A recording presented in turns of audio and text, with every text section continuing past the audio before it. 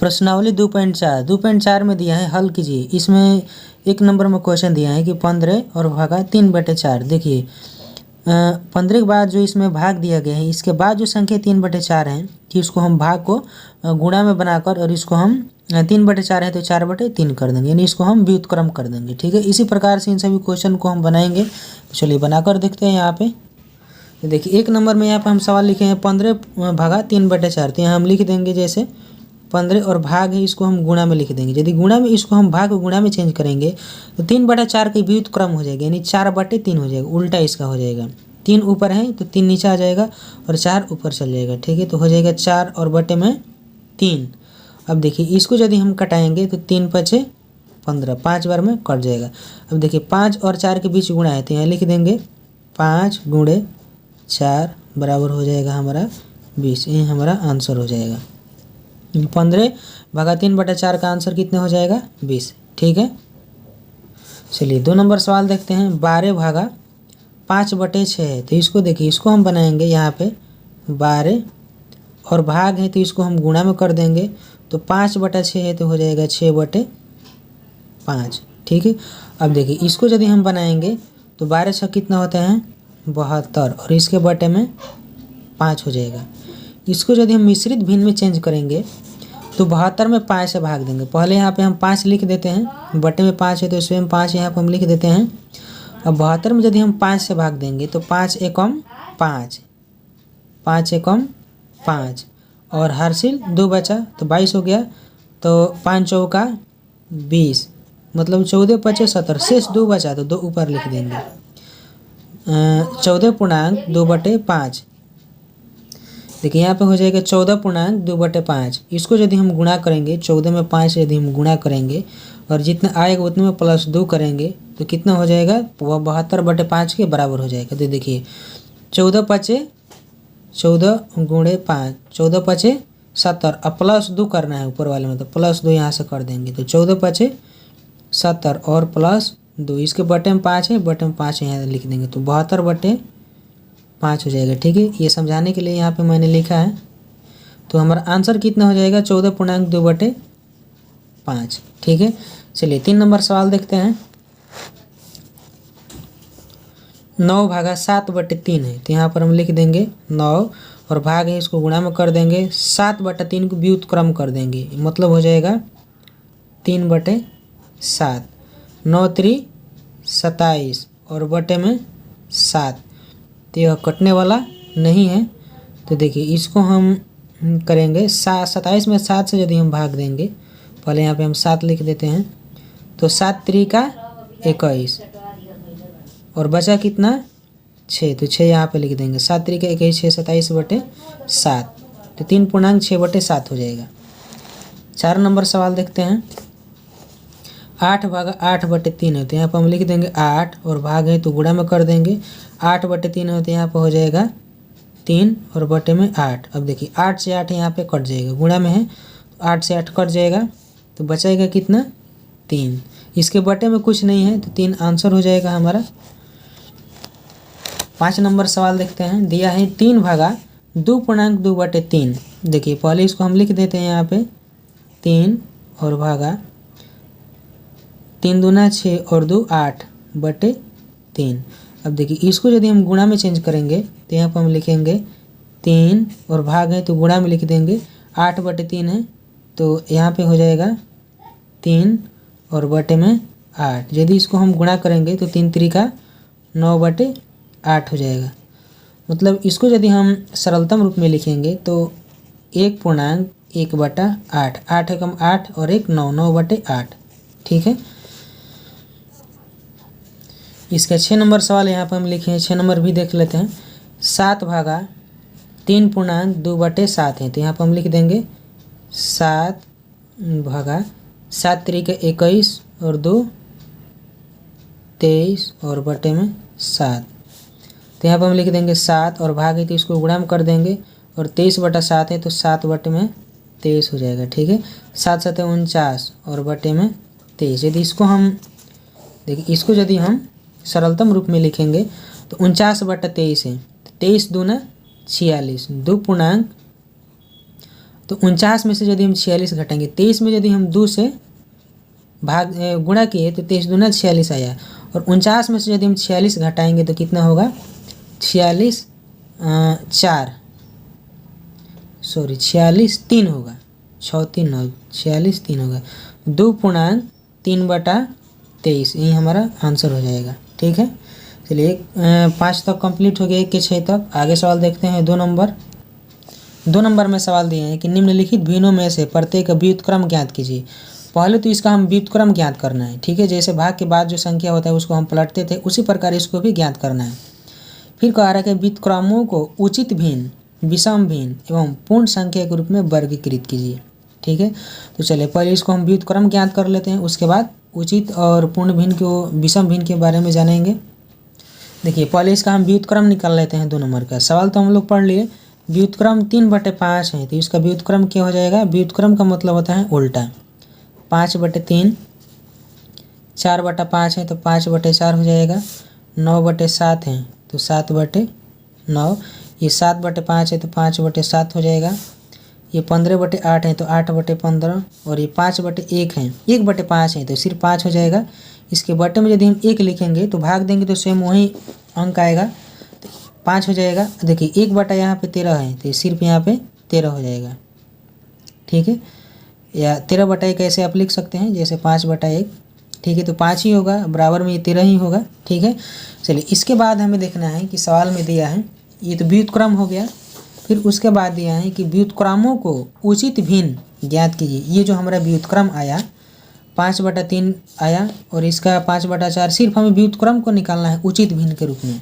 ठीक है, तो चलिए यहाँ पे हम समझते हैं। देखिए व्युत्क्रम के बाद हम उचित भिन्न ज्ञात करेंगे, तो उचित भिन्न यहाँ पर हम लिखते हैं, उचित भिन्न जैसे हो जाएगा, इसका मतलब होता है उचित भिन्न का है कि अंश जो होता है वह छोटा होता है और हर बड़ा होता है। जैसे अंश देखिए, अंश छोटा कौन है, ये 7 है, 9 से छोटा है, तो हर बड़ा होता है। ठीक है, इसमें हर बड़ा और अंश छोटा होता है, तो 7/9 हो जाएगा। देखिए अब हर कौन बड़ा है, 7 है, और अंश 5 छोटा है, तो 5/7, यह 8/15 हो जाएगा। देखिए 5/4 नहीं होगा, क्योंकि अंश जो है इसमें हर से बड़ा है, तो हर उचित भिन्न में हर बड़ा होना चाहिए। ठीक है, और अंश छोटा होना चाहिए। ठीक है, चलिए ये हो गया। फिर उसके बाद देखते हैं विषम भिन्न।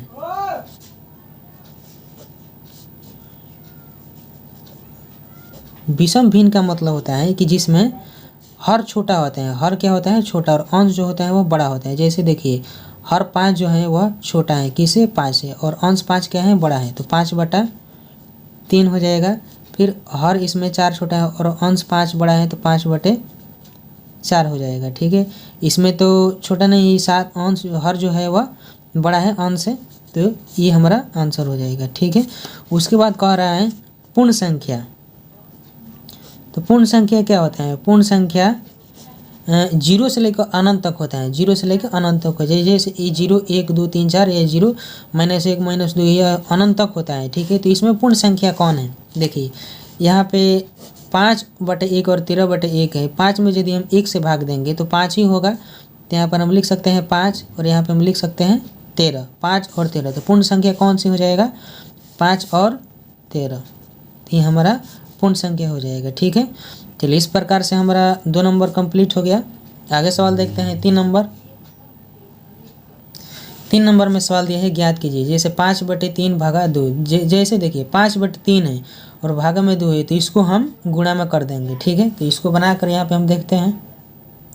जैसे देखिए 3 के 1 नंबर यहाँ पर हम लिखे हैं 5/3 और भागा 2, इसको हम पहले ज्यों के तो यहाँ पर उतार लेते हैं, 5/3 और भागा 2। जैसे जैसे देखिए यहाँ पे 2 है, इसके नीचे कुछ नहीं है, तो यहाँ पर हम 1 लिख देंगे। अब इसको हम बनाएंगे 5/3, और यहाँ पे भाग है, तो भाग को यदि हम गुणा में करेंगे तो भाग, इसके बाद वाली जो संख्या 2/1 है, तो इसका व्युत्क्रम हो जाएगा, यानी 1/2 हो जाएगा। 5 में 1 से गुणा करेंगे तो 5 होगा, और 3 दूना 6 हो जाएगा, तो 5/6 हमारा आंसर हो जाएगा। देखिए 7/9 और भागा 5 है, तो यहाँ पर हम लिख देते हैं 7/9 भागा 5/1, तो 7/9 और गुणा हो जाएगा, 5/1 है तो 1/5 हो जाएगा, यानी 7/9×5 = 45 हो जाएगा। ठीक है, देखिए 7 में 45 है तो भाग नहीं लगेगा सरलतम रूप में लाने के लिए, तो हमारा 7/45 आंसर हो जाएगा। ठीक है, यह संख्या कटने वाला भी नहीं है। ठीक है, अब देखिए 7 बटा यहाँ पे हम 13 लिख देते हैं और भाग है तो भाग लिख देंगे 7/1 लिख देंगे। 7/13 गुणे 7/1 है तो 1/7 हो जाएगा। ठीक है, अब देखिए 7 से 7 यहाँ पे कट जाएगा तो 1/13 हमारा आंसर हो जाएगा। देखिए इसको हम पहले पूर्णांक तोड़ लेते हैं। पहले इसको हम ऐसे लिख लेते हैं 2.1/3 भागा 3। इसके नीचे कुछ नहीं है तो यहाँ पे हम 1 लिख देंगे। ठीक है, अब इसका हम यदि पूर्णांक तोड़ेंगे तो 3 दूना 6 1 7/3 भाग में है तो गुणा में हो जाएगा। 3/1 है तो 1/3 हो जाएगा, यानी 7/3 3 × 9। ठीक है, चलिए 5 नंबर सवाल देखते हैं। 4.1/2 भागा 4, तो यहाँ पर हम लिखेंगे 4.1/2 भागा 4/1। 2 चौके 8 है 1 9/2 गुणे 4/1 है तो 1/4 हो जाएगा। ठीक है, तो देखिए 9/4 दूना 8, यदि इसको हम सरलतम रूप में लिखेंगे तो हो जाएगा 1.1/4 सॉरी 2.4 दूना 8 है 1 9, यहाँ पे 8 है 9 तो 1 हो जाएगा 1.1/8। 8 है कम 8 और 1 9 9/8 हो जाएगा। ठीक है, 6 नंबर सवाल देखते हैं। 3.3/7 भागा 7/1। इसको यदि हम बनाएंगे तो 7 तरीके 21 3 24 और बटे में 7 भाग है तो गुणा में कर देंगे 1/7 हो जाएगा। ठीक है, देखिए अब इसको यदि हम कटाएंगे तो कटेगा नहीं ये, तो हो जाएगा 24 और बटे में 7 7 49, यही हमारा आंसर हो जाएगा। ठीक है, चलिए आगे सवाल देखते हैं। 7 नंबर सवाल देखते हैं। 5.3/4 भागा 7 बटे में कुछ नहीं है तो यहाँ पे एक सब में लिखते चलेंगे।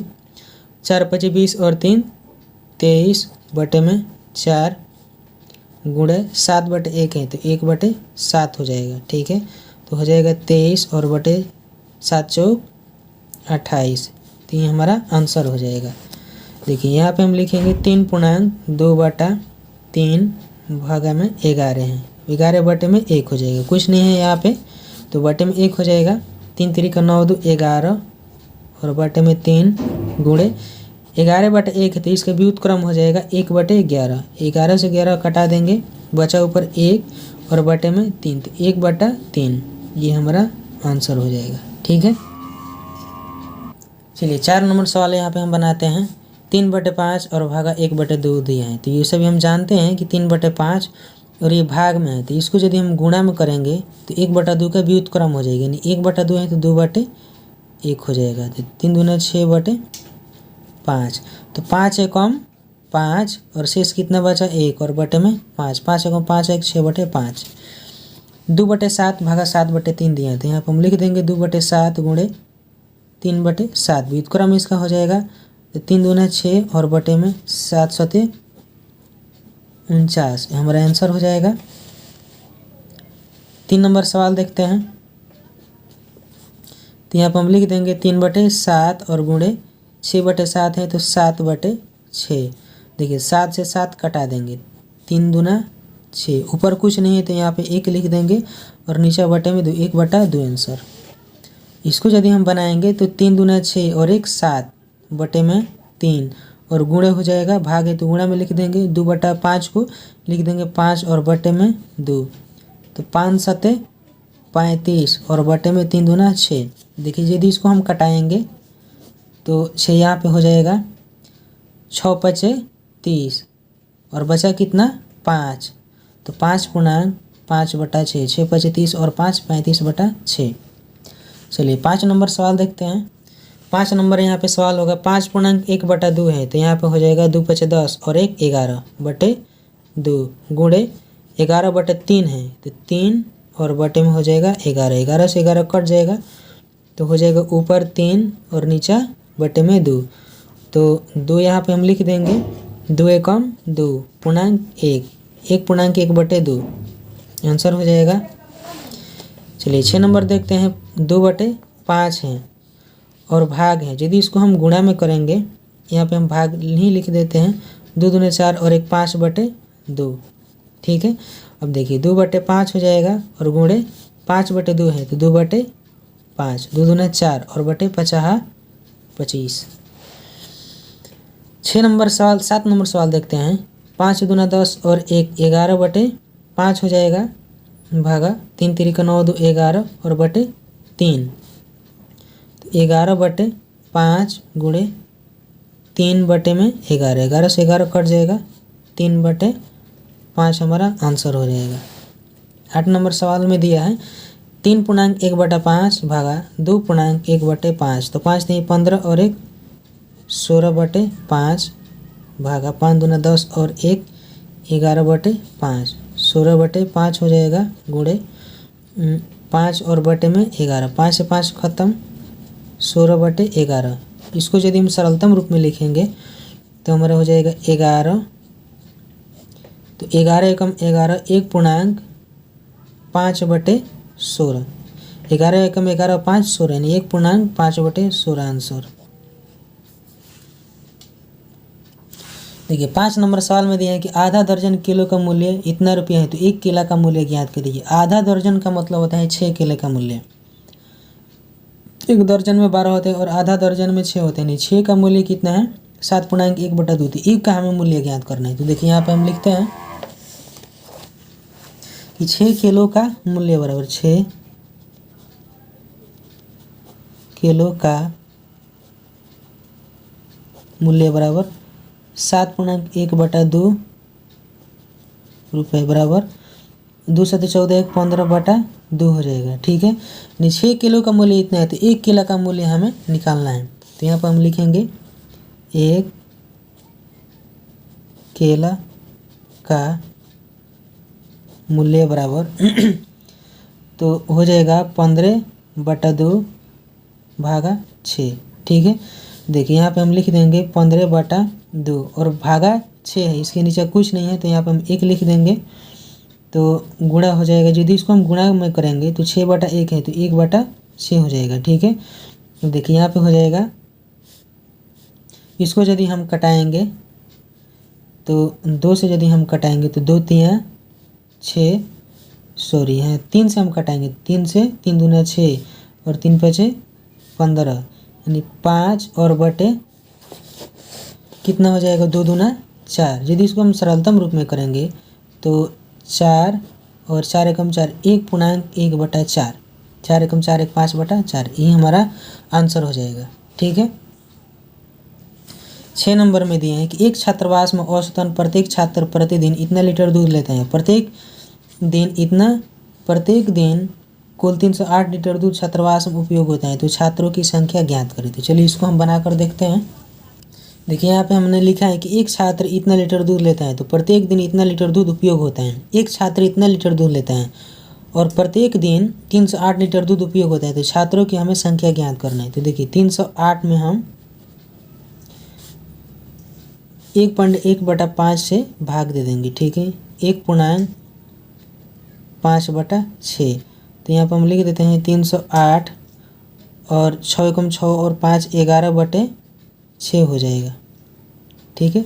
देखिए यहाँ पे हम 308 लिख देते हैं, इसके बाद भाग है, यदि इसको हम गुणा में करेंगे तो 11/6 है तो 6/11 हो जाएगा। तो इसको यदि हम कटाएंगे तो देखिए 11 दूना 22, 30 में यदि हम 11 से भाग देंगे तो 11 दूना 22, 30 में से 22 घटाएंगे तो 8 बचा, 8 इसमें आ जाएगा 88, तो 11 8 88, ठीक है। 28 में 6 से हम यदि गुणा करेंगे तो 6 8 48 का 8 और 6 दूना 12 4 सॉरी 168, यानी छात्रों की संख्या कितनी हो गई 168।